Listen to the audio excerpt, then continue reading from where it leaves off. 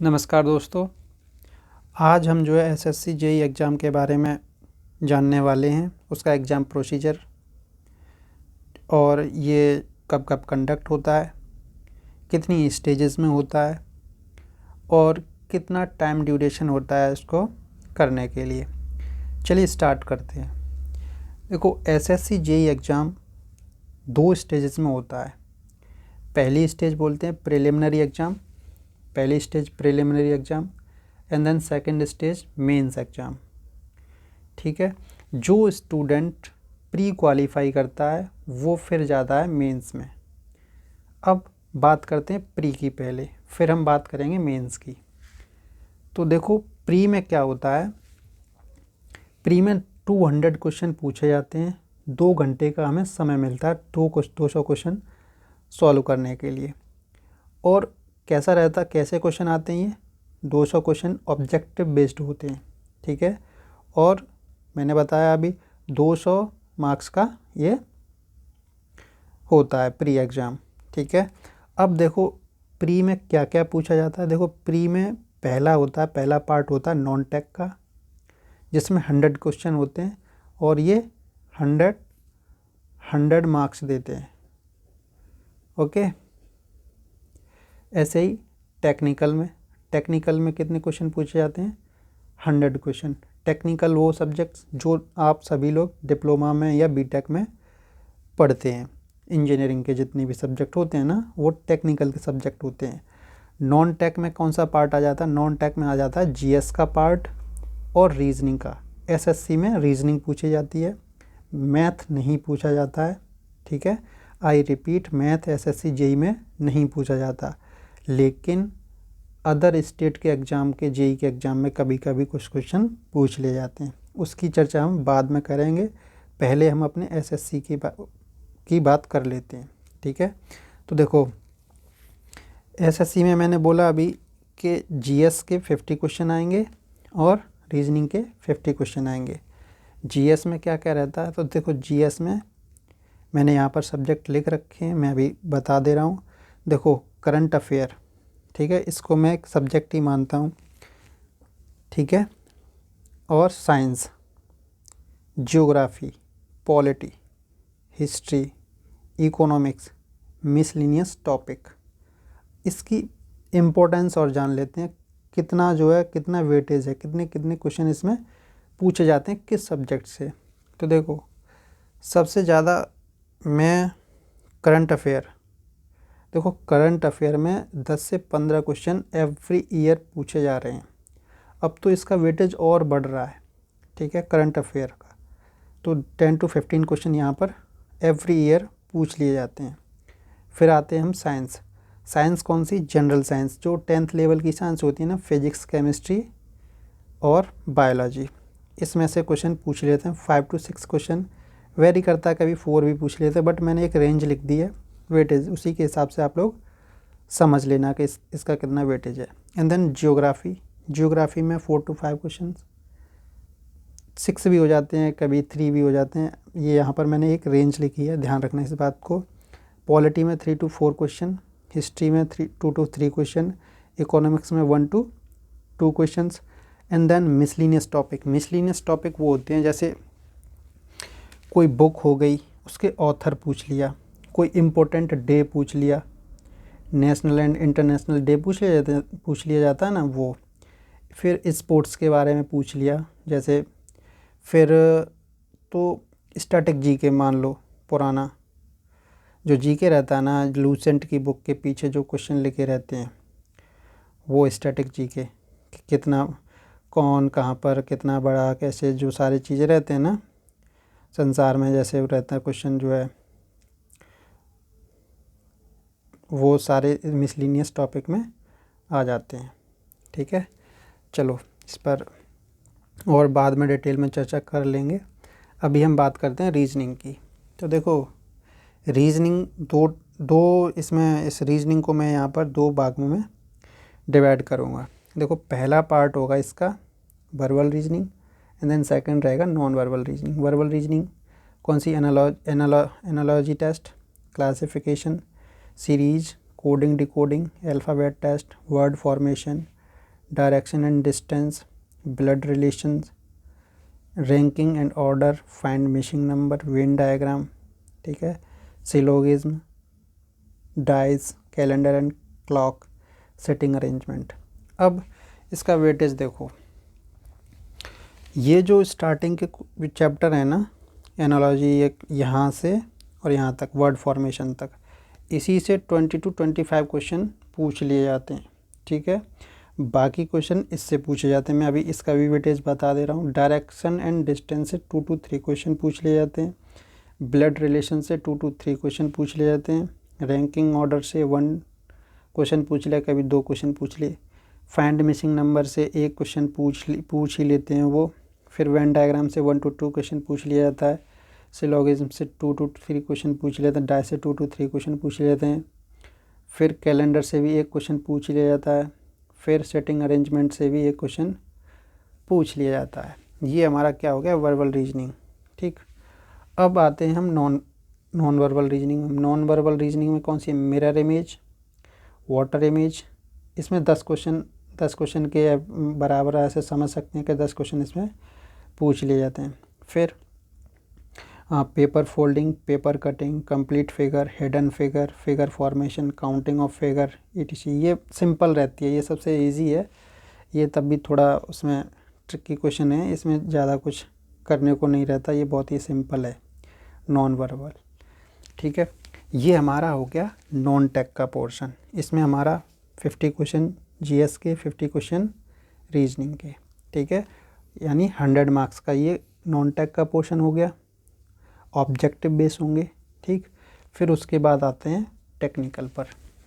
तो देखो, टेक्निकल में भी 100 क्वेश्चन जो हम डिप्लोमा में पढ़ते हैं या बीटेक में जो पढ़ते हैं, तो वो सारे सब्जेक्ट देखो, BMC, SOM, FM, fluid mechanics, RCC, steel design, soil mechanics and foundation engineering, highway, railway, estimating and costing, surveying, environmental engineering, irrigation, hydrology, OCF, structural analysis, hydraulic machine, CPM and PERT.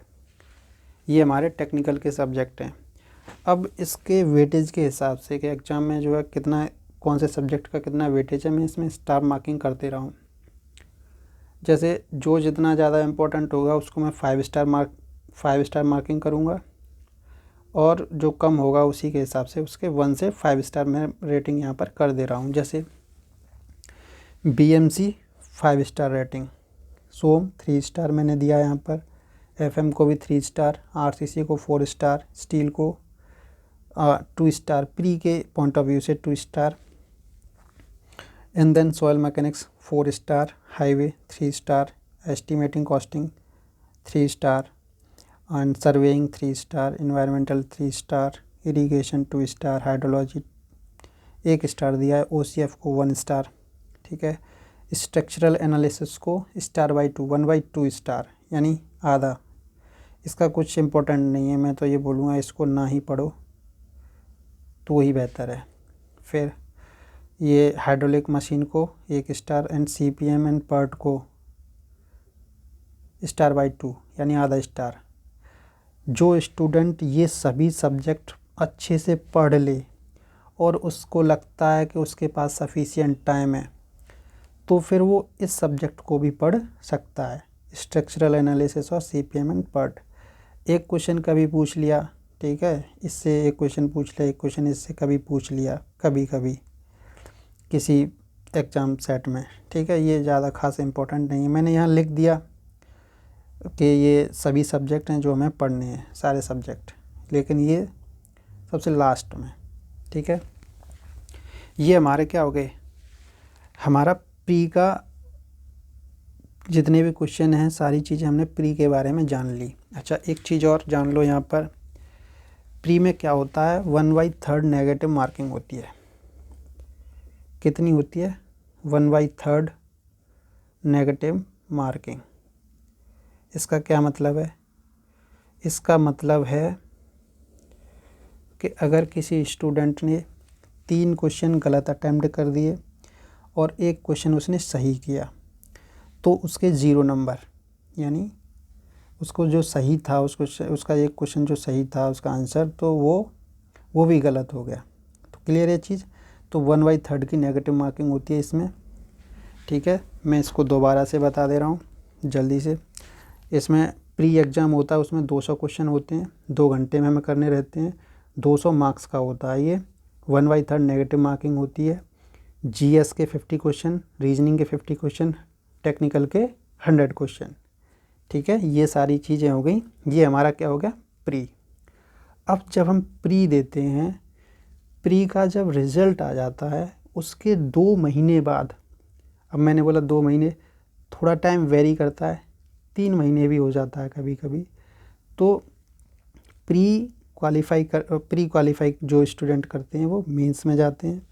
Mains जो है 2 से 3 महीने बाद होता है, जब हमारा pre का जो है एग्ज़ाम रिज़ल्ट आ जाता है, सॉरी, प्री जो हमने एग्ज़ाम दिया उसका रिज़ल्ट आ जाता है। तो उसके 2 से 2 महीने, कभी कभी 3 महीने भी लग जाते हैं, लेकिन कभी बोलूँ तो लगभग 2 महीने तो मैं एवरेज मान के चलो कि 2 महीने बाद ये एग्ज़ाम मेंस होता है। ठीक है, अब मेंस में क्या पूछा जाता है, मेंस जो है 300 मार्क्स का होता है। इसमें किस टाइप के क्वेश्चन रहते हैं, एक हमें क्या होती है, बुकलेट दी गई होती है, उसी में क्वेश्चन लिखे हुए होते हैं, उसमें थोड़ी जगह नीचे छूटी रहती है उसमें आंसर लिखने के लिए। ठीक है, इस टाइप से एक कॉपी मिलती है, उसी में क्वेश्चन होते हैं और उसी में हमें सॉल्व करना रहता है, उसमें जगह रहती है, हमें सॉल्व करने के लिए जगह मिलती है। ठीक है, तो कितने क्वेश्चन होते हैं इसमें, 6 क्वेश्चन होते हैं। ये डिस्क्रिप्टिव एग्ज़ाम होता है या कन्वेंशनल एग्ज़ाम। इसमें हमें करना क्या रहता है, क्वेश्चन रहता है, हमें सॉल्व करना रहता है। ठीक है, कोई न्यूमेरिकल आया उसको सॉल्व किया, या कोई थ्योरी का क्वेश्चन आया उसकी थ्योरी लिख दी हमने उसमें। जैसे हमारे डिप्लोमा और बीटेक के जो एग्ज़ाम होते हैं ना, सेमेस्टर एग्ज़ाम, उसी के हिसाब से ये जो है ये पूछे जाते हैं 6 क्वेश्चन। अच्छा, ये जो 6 क्वेश्चन हैं, 6 क्वेश्चन पूछे जाते हैं, लेकिन इसके पार्ट होते हैं। जैसे अच्छा, करने हमें पार्ट होते हैं, हर एक का पार्ट जो है दो पार्ट भी हो सकते हैं, 3 पार्ट भी हो सकते हैं, 4 मैक्सिमम 4 पार्ट होते हैं। जैसे क्वेश्चन नंबर 1 दिया, क्वेश्चन नंबर 1 का कितना, ए पार्ट हो गया, बी पार्ट हो गया, सी पार्ट, बी पार्ट, ए पार्ट मतलब क्वेश्चन नंबर एक का एक क्वेश्चन दिया है यहाँ पर। ठीक है, क्वेश्चन नंबर 1 का बी क्वेश्चन दिया है, कोई एक क्वेश्चन है उसके ये 10 मार्क्स देगा। ठीक है, कोई बी क्वेश्चन है वो 25 मार्क्स देगा। ये वेरी करता है, कोई 20 मार्क्स का, कोई 15 मार्क्स का है। तो इस टाइप से क्या रहते हैं, क्वेश्चन रहते हैं। तो पहला क्वेश्चन हो जाएगा, फिर क्वेश्चन नंबर दूसरा आएगा, क्वेश्चन नंबर दूसरे के फर्दर आगे पार्ट होंगे। ठीक है, किसी के 2 होंगे, कभी 3 होंगे, किसी के 4 होंगे। ठीक है, क्वेश्चन नंबर 3 आएगा।